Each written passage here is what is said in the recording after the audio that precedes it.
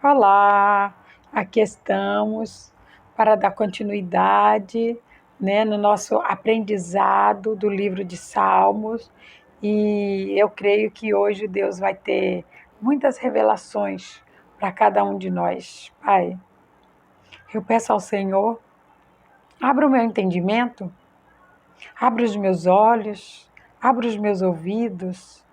Oh, Pai, como eu preciso estar com os meus olhos, os meus ouvidos e os meus lábios diante de Ti. Como eu preciso ouvir e entender aquilo que o Teu Espírito Santo diz para mim. E para isso, eu preciso que o Senhor abra os meus olhos, os meus ouvidos, o meu intelecto. Dai-me, Senhor, o entendimento espiritual da Tua palavra, em o nome do Senhor Jesus. Glória a Deus.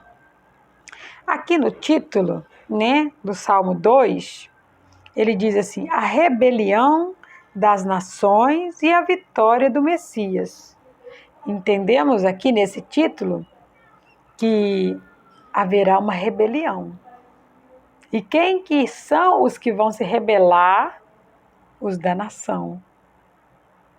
E aí a gente percebe que em meio à rebelião haverá uma vitória. E quem vai vencer é o Messias. Vamos iniciar. Porque se amontinam as nações e os povos, imaginam coisas vãs. Os reis da terra se levantam e os príncipes juntam-se, mancomunam contra o Senhor e contra o seu ungido, dizendo: rompamos as suas ataduras e sacudamos de nós as suas cordas. Aquele que habita nos céus se irá. O Senhor zombará deles. Então lhes falará na sua ira e no seu furor os confundirá. Eu, porém, ungi o meu rei sobre o meu santo monte Sião. Recitarei o decreto. O Senhor me disse: tu és o meu filho, eu hoje te gerei. Pede-me, e eu te darei as nações por herança e os confins da terra por tua possessão. Tu os esmigalharás com uma vara de ferro, tu os despedaçarás como a um vaso de oleiro. Entenda que aqui Davi, ele está dizendo sobre coisas futuras que irá acontecer com o Messias. Esse Messias é Jesus, Então Davi, ele está dizendo que quando o Messias se apresentar, que ele será zombado, irão rir dele, irão criticar ele, irão falar tantas coisas para ele, mas entenda que na leitura a gente percebe que quem ungiu ele, quem ungiu o Messias foi o próprio Deus. Foi Deus quem falou para Jesus que tinha uma missão para ele. Foi Deus quem ungiu Jesus para que ele viesse fazer aquilo que estava proposto para ele ser feito. Ele veio nessa terra para nos trazer a salvação, para nos remir dos nossos pecados, para nos aproximar novamente de Deus. Então, aqui nesta leitura, a gente consegue entender que quando uma pessoa, aqui nessa terra, trazendo aqui para o nosso entendimento, uma pessoa, eu e você, quando o Senhor olha para mim e para você, e Ele nos escolhe, porque a palavra de Deus diz que foi Deus quem nos escolheu. Não fui eu que escolhi, mas foi Deus quem me escolheu para fazer algo para o reino dele. E nós precisamos entender que quando Deus ele olha para mim e para você e Ele nos escolhe para fazer algo para Ele, é porque Ele vê capacidade em nós. Mesmo que eu e você nós não vejamos uma capacidade, Mas Deus, ele sabe que há uma capacidade, ele vê essa capacidade em nós, sabe? Quando a gente entende, né, o quão difícil foi a passagem de Jesus aqui pela terra, quando a gente remete e volta lá, quando Jesus está no jardim dos Getsêmani, né? Ali representa um lugar de prensa, ali representa um lugar de opressão, ali representa um lugar, né, a qual ali ele será exprimido, ele será massacrado ali. E a gente consegue entender, né, que ali naquele momento Jesus ele fala: Pai, se for possível, passa de mim esse cálice, mas todavia não seja feita a minha vontade, mas a tua. A gente consegue entender que Jesus ele estava chegando ao limite. Mas ele estava chegando ao limite porque estava finalizando. E a gente também consegue entender que Jesus ele estava sempre no monte. Jesus sempre estava orando. Jesus estava sempre jejuando, ele estava sempre em consagração. E aquilo trazia uma força para ele, a qual ele precisava para vencer. Ele não desanimou, ele não desistiu, ele lutou, ele venceu e ele nos salvou. Ele nos aproximou novamente de Deus. Entenda que hoje, esse Messias sou eu e você. Esse Messias a qual Deus quer ungir. Esse Messias a qual Deus quer entregar a herança. Sou eu e você. Que eu e você possamos nos levantar e entender que Jesus ele está nos convidando, né? Ele está nos fazendo um convite. Olha, eu vi capacidade em você. Eu quero você. Eu quero que você faça parte daqueles a qual eu vou instruir. Eu quero que você faça parte daqueles a qual vai ajudar aqueles que necessitam. Eu quero que você seja aquele que vai aproximar de mim aqueles que estão sofrendo, aqueles que estão perdidos. Esse é o Messias.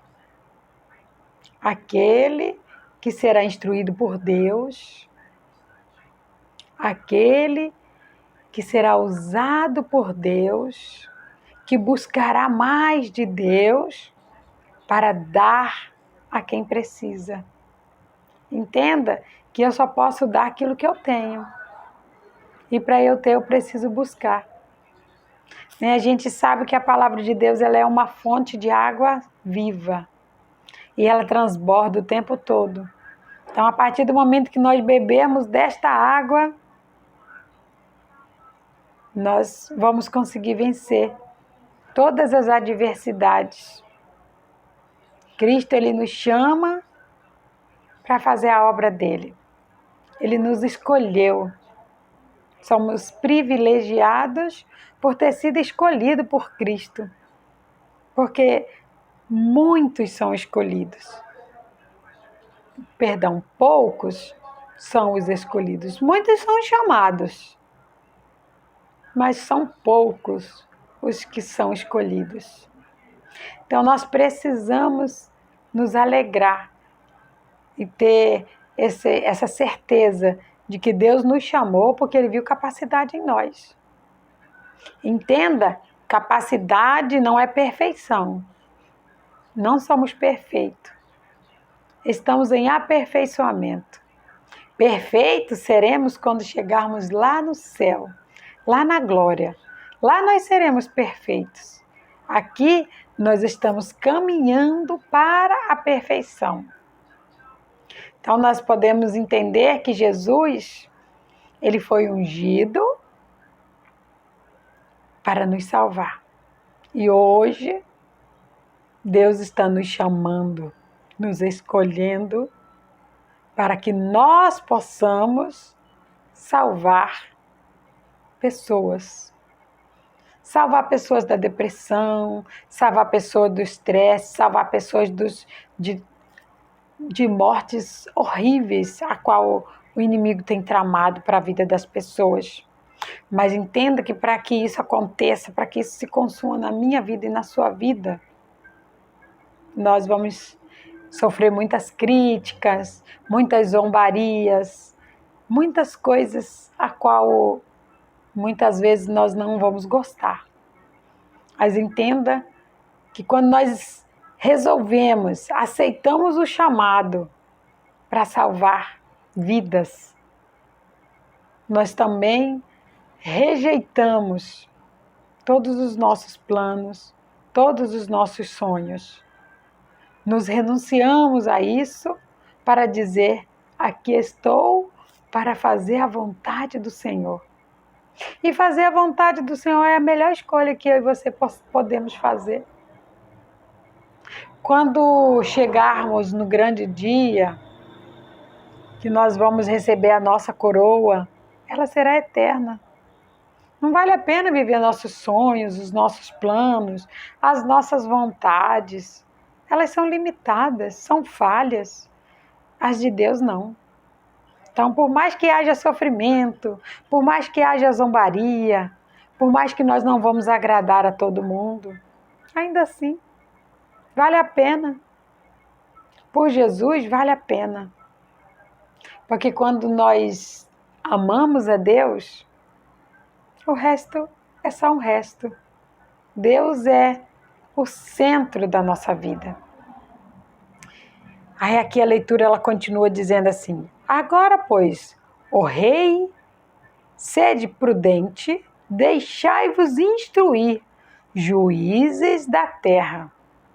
Entenda, a partir do momento que nós fomos chamados, escolhidos, nós precisamos deixar-nos ser instruídos por Deus. Porque Ele quer que eu e você sejamos juízes desta terra. Entenda que o nosso galardão ele não será só no céu.